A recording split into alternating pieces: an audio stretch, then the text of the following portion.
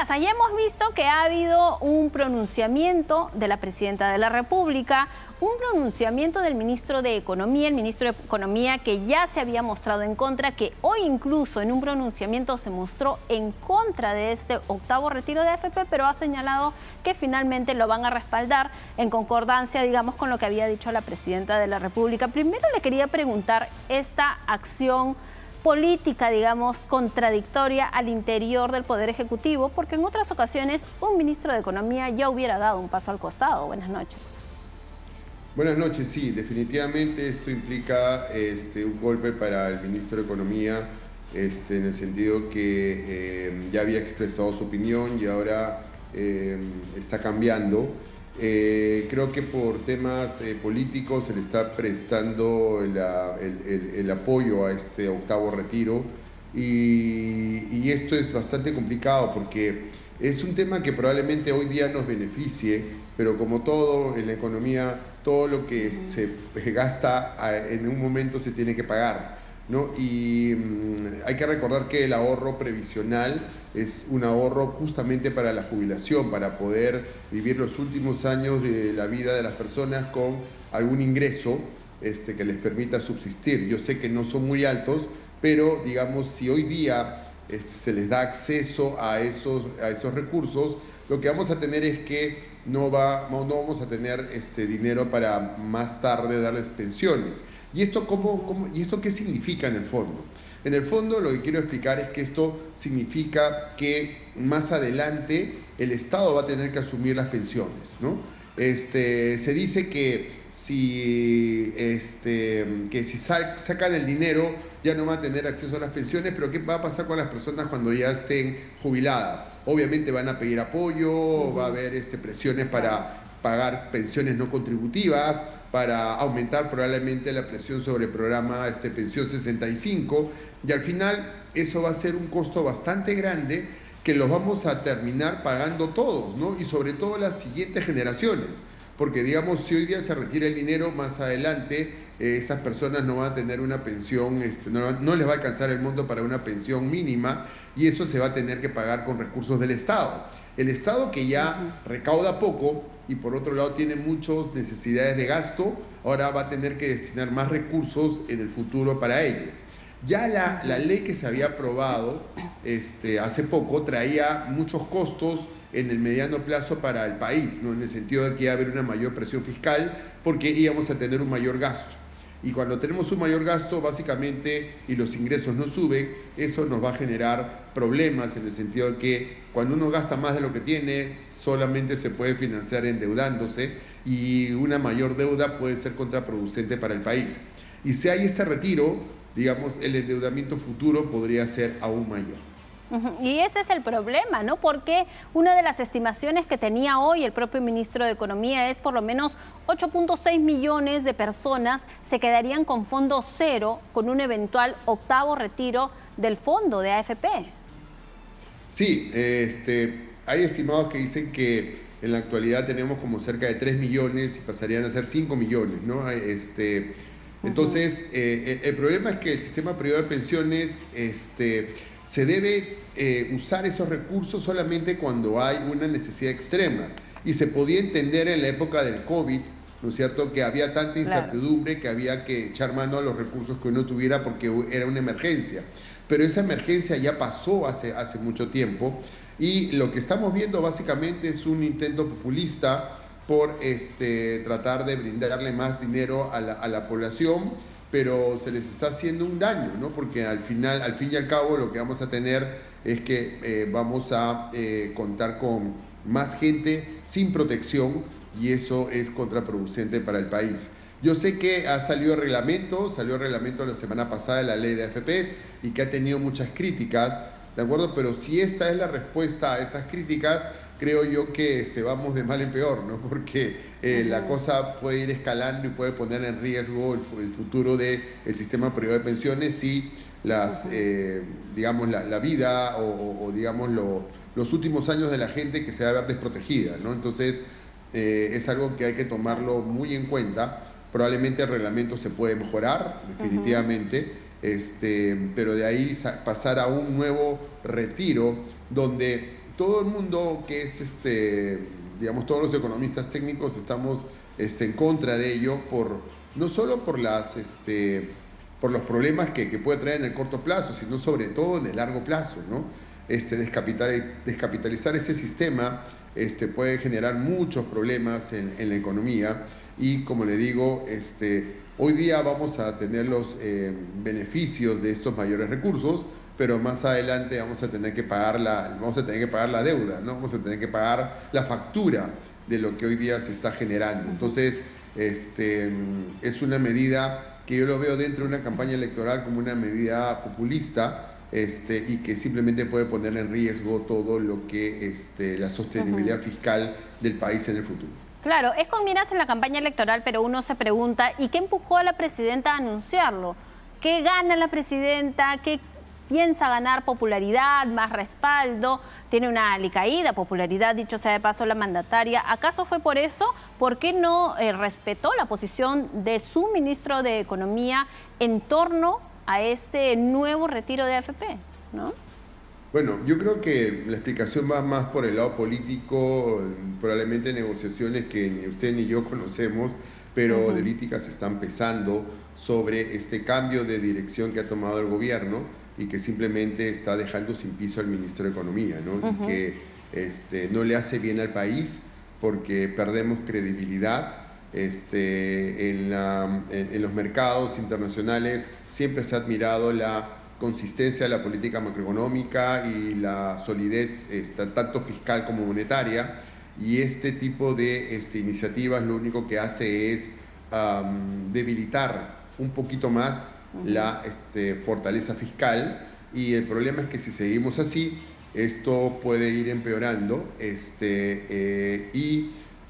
aquí en la universidad hemos hecho algunos estudios que vamos a lanzar propuestas de política para las próximas elecciones, y uno de los temas que se trata es el pensionario y también el tema fiscal, que si no se revierte la actual tendencia donde se están dando muchas medidas populistas, la situación se puede complicar para el siguiente gobierno, quien tendría que tomar acciones drásticas, lo cual terminaría perjudicándonos a todos, porque el problema es que cuanto más se demora uno en corregir una situación donde estamos gastando más de lo que tenemos de ingresos, el ajuste es más doloroso y hay más efectos sobre la población. Se recorta el gasto, se incrementan los impuestos, puede subir la tasa de interés. Son cosas que a veces uno no las toma en cuenta, porque uno dice, bueno, las finanzas fiscales o las finanzas públicas, a mí, a la persona de pie, ¿en qué me perjudica? Pero lo perjudica bastante, porque todas estas decisiones van a la larga obtener más impuestos, o si el Estado tiene que reducir el gasto, va a tener que despedir gente, por un lado, va a tener que reducir la inversión pública, con lo cual va a haber menores obras, y también los servicios que brinda el Estado van a ser menores. Entonces, por otro lado, si no se corrige y este es un síntoma más, digamos, de lo que estamos viendo, de la enfermedad que estamos padeciendo, ¿no? Lo del populismo económico, y que si continúa así, no se soluciona al principio del siguiente gobierno, la factura puede ser bastante grande, ¿no? Por eso hay que, tratar de infundir en nuestros políticos que hay un poco más de responsabilidad en tomar decisiones de este tipo. Ahora, doctor Casas, pero ¿cómo solucionar esta situación? Ya desde hace muchos años ha habido muchas críticas al sistema privado de pensiones. Ellos mismos han hecho una cierta autocrítica respecto a los cobros, respecto a las mínimas pensiones que tenían, buscaban mejorar, buscaban replantear un nuevo sistema también, pero ¿cómo solucionar? ¿Cómo solucionar finalmente para que en una sociedad que va envejeciendo, además, y que de aquí a 20 años o 40 años no va a tener ya una pensión, ¿cómo solucionarlo ahí? ¿Qué va a pasar con ello?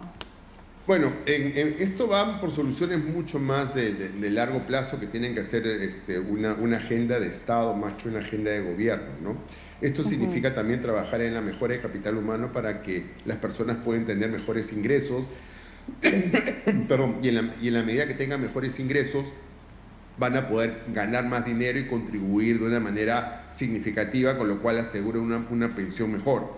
Ahora, en el corto plazo, lo único que queda es, obviamente, si ya se está tomando esta decisión de esta pensión mínima, tratar de cubrir este costo, pero sin que esto se incremente demasiado en el futuro. Hay que pensar también en el futuro. Y, por otro lado, hay temas perfectibles en el sistema privado de pensiones. Está todo el tema de las comisiones que siempre se ha conversado, pero que también ya se han mejorado. Perdón, y sobre todo aumentar la cobertura del sistema, ¿no? Eso creo que es también importante. Además, tenemos que recordar que el fondo, desde el año 2020 hasta ahora, que en los 7 retiros que han habido previamente, se ha reducido a la mitad. O sea, lo que tenemos eran como 240.000 millones de soles y ahora quedan 120.000, ¿no es cierto? Entonces, ese dinero que se ha inyectado en la economía, pero uno dice, claro, si vamos a tener este dinero para inyectarlo en la economía, eso va a generar mayor actividad económica y va a generar mayores impuestos, pero no es algo sostenible, porque es simplemente dinero que me estoy comiendo mis ahorros. Es como si estuviera, no sé, las alcancías que teníamos antes, la estamos rompiendo para utilizarla ahora en el corto plazo, pero una vez que se acabe la plata de la alcancía, vamos a terminar peor que antes, ¿no? Entonces, el punto pasa por ahí. Hay que mejorar la eficiencia del sistema privado de pensiones, hay que mejorar la competencia definitivamente, pero también lo que tenemos que hacer es pensar en cómo mejorar la productividad de las personas para que de esa forma puedan tener mayores ingresos y tener una pensión mejor cuando lleguen a una edad adulta. Claro, pero también aquí pasamos a otra discusión, ¿no? ¿Cómo reducir la informalidad para que más miembros de la economía, digamos, o para que la formalidad tenga también un acceso a una pensión? Porque nuestro país tiene alrededor del 75 u 80% del mercado informal. Entonces, ¿cómo los incorporamos a la formalidad para que además también puedan acceder a una pensión cuando se jubilen, ¿no? Porque es todo un círculo ello. A ver, existe mucha literatura, hay muchas cosas que se han escrito alrededor de cómo disminuir la informalidad y todavía no se encuentra ninguna fórmula mágica, ¿no? A veces se habla de reducir impuestos, a veces se habla de simplificar trámites, todo eso puede ayudar definitivamente, pero lo que la literatura y los estudios tienden a más o menos confirmar es que cuando un país crece a tasas sostenidas, la informalidad tiende a reducirse. Y esto es clave, ¿por qué? Porque en la medida que un país crece más rápido, la economía se va volviendo más sofisticada y el incentivo para ser informal se va reduciendo, porque las empresas quieren sumarse a una economía más sofisticada en donde, por ejemplo, si quieren exportar, un informal no lo puede hacer. Tiene que entrar a una cadena productiva, tiene que entrar en una cadena logística y tiene que asumir ciertos costos si es que quiere crecer. Entonces, digamos, el crecimiento del país, que hemos perdido muchas oportunidades en los últimos años, creo que es una de las medidas más importantes que debemos tener. Fomentar la inversión privada, el tema del capital humano, desarrollar infraestructura pública, obviamente, para que todo eso potencie el crecimiento y reduzca la informalidad. Esa es la única forma, aparte de tener programas focalizados, como les digo, para que las pequeñas empresas puedan convertirse en empresas grandes. Decimos mucho que hay mucho emprendedor peruano, es cierto, tenemos mucho espíritu emprendedor, pero en general un emprendedor no necesariamente se va a convertir en una gran empresa. ¿Y qué es lo que necesitamos, ¿no? Necesitamos medianas, grandes empresas que puedan contribuir y que sean muy productivas, que puedan competir en el mercado nacional y que también puedan competir a nivel internacional. Digamos, esa es la fórmula, creo yo. Pero claro, no hay varita mágica en este momento para reducir este problema, sino que tenemos que empezar desde ya a hacer una política que vaya orientada en ese sentido de mejorar la productividad. Es decir, si yo tengo personas mejores educadas y personas que no sufren de enfermedades, obviamente van a poder tener ingresos más altos durante toda su vida. Si no hay desnutrición, también vamos a tener personas que van a tener mejores ingresos y van a ser, no van a ser carga para el Estado, y en segundo lugar van a poder generarse ellos mismos los recursos para poder afrontar una vejez con dignidad. Claro, y esto pensando a largo plazo y pensando un poco al corto plazo, se viene un año electoral, un año donde la economía muchas veces se retrae también tomando en cuenta las elecciones, la inestabilidad política, la crisis política, que ya sabemos que lo político y económico ya no va por cuerdas separadas, ya afecta de alguna manera a una crisis política, y eso es pensando al corto plazo, al próximo año, y en adelante, ¿cómo hacemos, no? Esperemos podamos tener un camino y una luz para poder emprender como país y tener crecimiento también como país, doctor Casas. No, definitivamente, ¿no? El tema es reencontrar el camino del crecimiento sostenido. Por ejemplo, este año estamos teniendo precios de metales bastante altos, estamos aumentando las exportaciones agroindustriales, tenemos muchas condiciones en el mercado internacional como para crecer considerablemente. Sin embargo, la turbulencia interna que tenemos, la turbulencia política y la inestabilidad nos está limitando, ¿no? En el sentido que mucha gente, como usted bien lo menciona, en este último semestre, lo que va a hacer es tener un comportamiento cauteloso, ¿no? ¿Para qué me voy a endeudar en comprarme un auto, una casa, si no sé qué va a pasar? ¿Quién va a ser el siguiente presidente? ¿Qué cosa va a ocurrir con la situación económica? Las empresas de manera similar. ¿Voy a invertir? No, mejor espero a ver que se aclare el panorama. Entonces, eso es un tema que en esta coyuntura se da cuenta que la gente está retrayendo el gasto por tener un comportamiento cauteloso. Lo que se está haciendo es debilitando aún más el sistema de pensiones, ¿no? Tratando de darle dinero a la gente para que pueda gastar. Y además hay que tener un tema acá, bien claro. Usted mismo lo ha dicho, solo 20% o 25% de la gente que trabaja está en el sistema privado de pensiones. Y ellos son los que se van a beneficiar. El 75% no lo va a hacer, ¿no es cierto? Entonces, ese es un problema que es bastante serio. Muy bien, doctor Carlos Casas, investigador de la Universidad del Pacífico, ex viceministro de Economía. También muchísimas gracias por haber estado con nosotros aquí en Latina Noticias. Gracias por atendernos.